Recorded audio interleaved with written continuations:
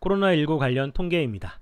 오늘은 일본과 우리나라의 코로나19 상황을 비교해보고 교실 수업, 학교에 등교하는 거에 대해서 어떻게 대처해야 될지 같이 고민해 보도록 하겠습니다. 일본과 우리나라, 그 다음에 이탈리아를 비교하려고 봤더니 이탈리아의 확진자 수가 너무 많아요. 그래서 우리나라와 일본의 상황에 맞춰봤습니다. 자, 그랬더니 일본의 현재 확진자 수 증가 추세가 신천지에 의해서 기하급수적으로 확진자가 늘어났던 우리나라의 상황과 매우 유사하다라고 하는 걸 알 수 있죠. 이탈리아도 한때 우리나라와 비슷한 추세로 증가했던 적이 있습니다. 하지만 이탈리아는 증가 추세가 멈추지 않고 계속 증가하고 있죠. 결국은 지금 현재 16만 명을 넘어섰고요. 매일매일 수천 명의 확진자가 늘어나고 있습니다. 우리나라와 같이 진정되지 않는 이유가 뭘까요? 제가 생각할 때는 두 가지 이유가 있습니다. 첫 번째는 우리나라보다 늦게 적극적으로 검사했다는 거. 두 번째, 우리나라 같은 경우에는 접촉한 사람들을 모두 위치 추적해서 다 격리시키고 있죠. 하지만 이탈리아는 그러지 않고 있습니다. 그렇기 때문에 감염된 사람이 확진 판정을 받지 못하고 주변을 전파하고 다니는 거죠. 그래서 아직도 이와 같이 진정 국면에 들어서지 못한 게 아닌가 이렇게 생각이 됩니다. 그런 면에서 일본은 조금 더 심각할 수 있죠. 왜냐하면 이탈리아보다도 더 늦게 적극적으로 검사를 하기 시작했거든요. 그런데도 불구하고 제가 얼마 전에 일본의 상황을 예측하면서 우리나라보다는 더 많아지겠지만 이탈리아보다는 조금 적게 될 것 같다라고 예측했었습니다. 그 이유가 기울기가 완만하고요. 그 다음에 이탈리아보다는 더 적극적으로 마스크를 쓰고 다닙니다. 그런 면으로 봤을 때는 조금 이탈리아만큼은 가지 않겠구나 이렇게 예측을 했었는데 오늘 그 생각을 바꾸기로 했습니다. 이탈리아보다 더 심각해질 것 같아요. 제가 왜 이렇게 판단했는지 그 근거들을 한번 살펴보도록 하겠습니다. 지역별로 구분을 해본 건데요. 우리나라 같은 경우는 확진자 수가 대구에 많이 몰려 있습니다. 그 이외의 지역은 많지 않아요. 성공적으로 방역을 했다라는 뜻입니다. 자, 그런데 이탈리아는 그렇지 못합니다. 롬바르디아주와 베네토주가 가장 심각해서 두 지역이 먼저 지역 봉쇄를 했음에도 불구하고 그 이외의 지역으로 확진자 수가 늘어난 거죠. 자, 이렇게 되면 의료 붕괴가 생길 수 있습니다. 우리나라 같은 경우 대구에 확진자 수가 집중했을 때 의료 자원이 대구에 몰려갔죠. 그러다 보니까 의료 붕괴가 안 일어나요. 환자도 다른 지역으로 이송을 해서 다행히 우리나라는 잘 방역을 했는데 이탈리아 같은 경우에는 다른 지역도 심상치 않아요. 그러다 보니까 롬바르디아와 베네토주의 의료 자원이 집중되기가 어렵죠. 결국은 의료 붕괴가 일어날 수밖에 없고 의료 붕괴가 일어나면 확진자 수가 증가하는 걸 더 막기 어렵다라고 하는 거죠. 그 이유 때문에 이탈리아는 모든 사람들의 바람을 저버리고 여전히 꾸준히 증가되고 있는 이런 추세를 보이고 있다라고 하는 거죠. 그러면 일본의 상황은 어떨까요? 이탈리아보다 더 심각합니다. 지금 현재 도쿄가 가장 심각하다고 이야기하는데 도쿄나 그 다음에 홋카이도, 한때는 홋카이도가 도쿄보다 더 심각했었죠. 그런데 그 이외의 지역도 결코 만만치 않고요. 이탈리아보다도 더 심각하다라고 하는 겁니다.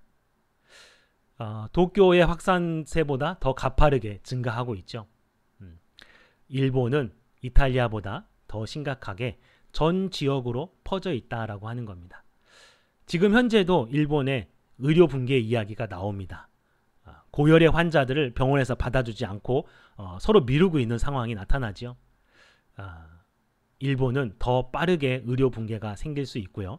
그러다 보면은 확진자가 이탈리아보다 더 많아질 수도 있다라고 생각이 듭니다. 자, 그거 이외에도 다른 이유가 있습니다. 그거는 잠시 후에 살펴보도록 하고요. 우선은 교실 수업에 대해서 한번 고민해 보도록 하겠습니다. 보통 교실 수업하면 싱가포르에 대해서 언론에서 많이 소개가 되고 있는데요. 이번 데이터를 조사하면서 보니까 홋카이도도 계약을 했더라고요. 그래서 싱가포르와 홋카이도 두 나라를 비교해 보면서 같이 살펴보도록 하겠습니다. 싱가포르 같은 경우는 확진자 추세가 이렇게 증가하고 있는데요. 3월 23일 날 계약을 했습니다. 아마도 확진자 수가 많지 않기 때문에 계약을 한 것 같아요. 살펴보면은 이와 같습니다. 이게 1일 확진자 수거든요. 잘 안 보여서 더 확대해 봤습니다. 25명 이내, 50명 이내 정도 될 때에 계약을 했죠. 그래서 우리나라도 싱가포르처럼 50명 이내의 확진자 수가 나와야 계약을 할 수 있다, 이렇게 이야기한 것이 싱가포르 때문에 그렇게 한 것 같은데, 싱가포르 같은 경우에는 그 이후에 이와 같이 100명 이렇게 확 늘어나는 추세가 나타납니다. 결국은 버티지 못하고 4월 8일 날 온라인 수업으로 대체를 했죠. 자, 그러면 싱가포르 말고 일본의 홋카이도 상황은 어떨까요? 홋카이도도 이와 같이 꾸준히 증가하고 있습니다. 근데 일본 같은 경우는 4월 9일경에 계약을 한 것 같아요. 아쉽게도 그 이전의 데이터는 제가 구하지 못했는데, 지역별로 제공해주는 데이터는 3월 중순부터 제공하는 데이터를 얻었기 때문에 대략적으로 유출을 해보도록 하겠습니다. 1일 확진자 수를 보면은 이미 3월 말에도 10명 이내였어요. 아마도 3월 9일경 그 정도도 요거보다 좀 덜 하지 않았을까. 그렇기 때문에 홋카이도에서 계약을 하지 않았을까, 이렇게 생각을 합니다. 그런데 결국은 견디지 못하고 4월 14일 날 휴교에 들어갔죠. 근데 여기서 조금 약간 의아한 면이 있습니다. 1일 확진자 수가 20명이 안 돼요. 20명이 안 되는 상황인데도 불구하고 홋카이도는 휴교령을 내렸다라고 하는 거죠. 왜 그랬을까라고 하는 의문이 들더라고요. 그래서 인터넷으로 조금 더 조사를 해봤어요.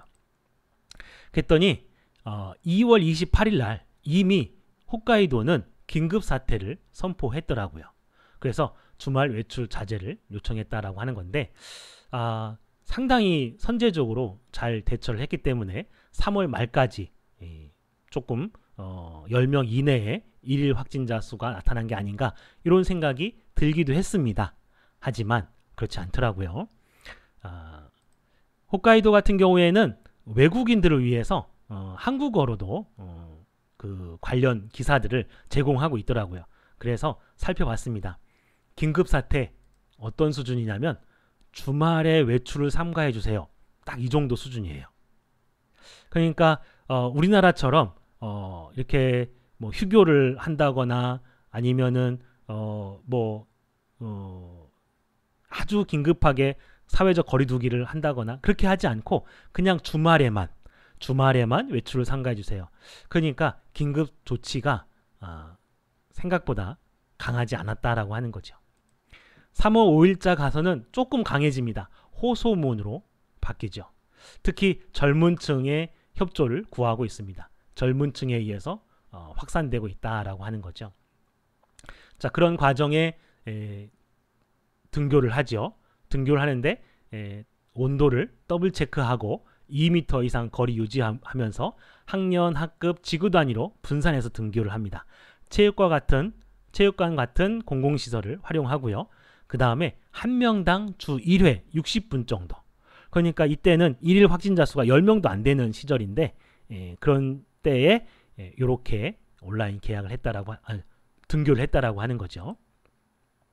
예시를 보니까 3월 9일자 9시에서 10시까지는 1학년 체육관에서 60명 하고, 또 10시 반부터는 2학년, 3학년, 4학년 이런 식으로 분산해서, 그러다가 그 다음날 되면 5학년, 6학년 이런 식으로 등교를 했다라고 하는 겁니다.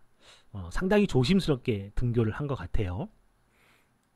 자, 그런데 4월 8일 날 특별조치법에 의해서 긴급사태 선언을 발령을 했지만 홋카이도의 대처는 지금까지 저희가 추진해온 조치들을 확인하고 철저를 기하는 이런 식의 조치를 취했다라고 하는 겁니다. 적극성이 제가 볼 때는 좀 떨어진다라는 생각이 들어요.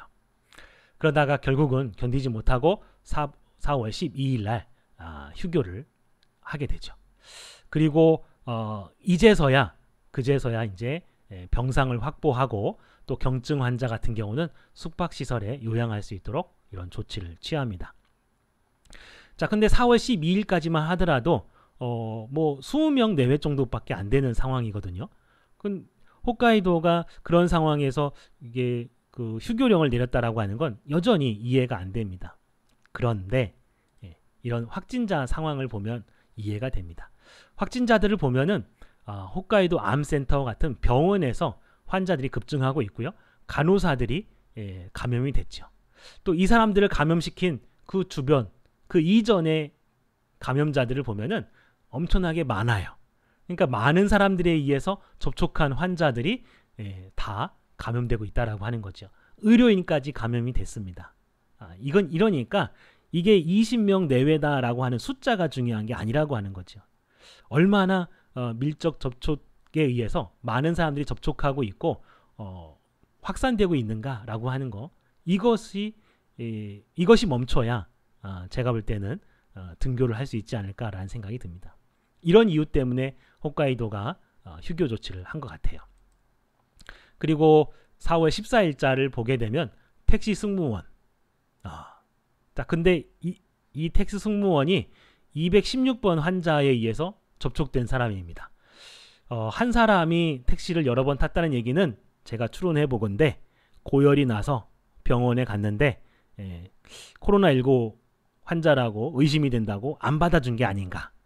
그렇게 해서 택시 타고 이 병원 저 병원 막 다니다가 이와 같이 여러 명의 택시기사들을 감염시킨 게 아닌가 이렇게 생각이 들어요. 그래서 이런 상황이라고 한다면, 그래서 택시 회사의 임원까지 그리고 또 다른 병원의 간호사라든지 병원 직원까지 감염되고 있는 이런 상황이라고 한다면은 결단코 등교를 할 수가 없겠죠. 그러다 보니까 확진자 수가 많지 않더라도 4월 13일 날 보면은 1명, 2명, 3명, 4명, 5명 정도? 이 정도밖에 늘지 않았음에도 불구하고 일본 같은 경우도 휴교령을 내렸다라고 하는 겁니다. 그래서 우리나라 같은 경우도 확진자 수가 많지 않지만 질병관리본부에서 이야기하듯이 감염 경로가 불확실한 이런 상황에서는 등교하지 않는 것이 맞다라는 생각이 듭니다. 근데 이런 조짐이 사실은 그 이전에도 있었더라고요. 3월 17일자 기사인데요. 응급실에 갔지만 코로나19 검사는커녕 독감 검사도 하지 못하고요. 기침약만 받고 귀가했다. 이런 기사가 있더라고요. 근데 더 심각한 거는 의사의 반응입니다. 당신이 감기라고 생각한다면 감기약을 줄 거고, 당신이 독감이라고 생각한다면 독감약을 처방하겠다. 당신이 코로나19라고 생각한다면 2주간 자택 대기해달라. 의사가 할 말이 아니죠. 환자 당신 생각에 따라서 내가 처방하겠다라고 하는 이런 아주 심각한 상황입니다. 이때는 그 일본 정부 같은 경우 도쿄 올림픽에 매진하고 있었죠. 국가 따로. 홋카이도는 2월 28일 날 긴급 사태 선포하면서 적극적으로 대처했지만 문제는 의사들이 이와 같이 따로 놀고 있다라고 하는 거죠. 그러니까 홋카이도의 조치는 적극적인 조치가 아니라 그냥 말만 긴급 조치이고 그냥 당부한다, 호소한다 라고만 이야기했지, 이와 같이 의료 시스템과 같이 긴밀하게 연결된 그런 방역이 아니었다라고 하는 겁니다. 그러니까 결국은 전국적으로 퍼질 수밖에 없는 거죠. 정부 따로, 그 다음에 도지사 따로, 그 다음에 병원 따로. 이런 상황에서는 코로나19를 극복할 수 없다는 생각이 듭니다. 자, 그래서 제가 지난번 영상에서 네덜란드 같은 경우 이미 50만 명 정도 이상 감염됐을 수도 있다라고 이야기했죠. 왜냐하면 헌혈한 사람의 3% 정도가 항체가 있기 때문이죠. 항체가 있다는 얘기는 코로나19에 감염됐다가 치료가 됐다라고 하는 걸 의미하거든요. 3%를 추정하면 50만 명이 넘습니다. 일본 같은 경우는 인구가 1억 2천만 명입니다. 3%를 하면은 360만 명이고요. 1%만 해도 120만 명입니다. 제가 봤을 때는 네덜란드가 이미 전 국민의 3% 정도가 감염이 됐었다라고 한다면은 일본은 이미 수백만 명이 감염됐다라고 볼 수 있을 것 같습니다. 자, 이런 이유 때문에 일본의 상황은 결코 가볍지가 않고요. 이탈리아보다 더 심할 것 같다라는 생각이 듭니다. 일본이 우리나라 사람들의 입국을 허용해 준다 하더라도 우리나라는 일본인들의 입국을 끝까지 제가 볼 때는 거부해야 된다라는 생각이 들고요. 그 다음에 여전히 감염 경로가 확인되지 않는 이런 상황에서는 등교를 하면 안 되겠다라는 생각이 또 크게 듭니다. 자, 오늘 분석은 여기서 마치겠습니다. 감사합니다.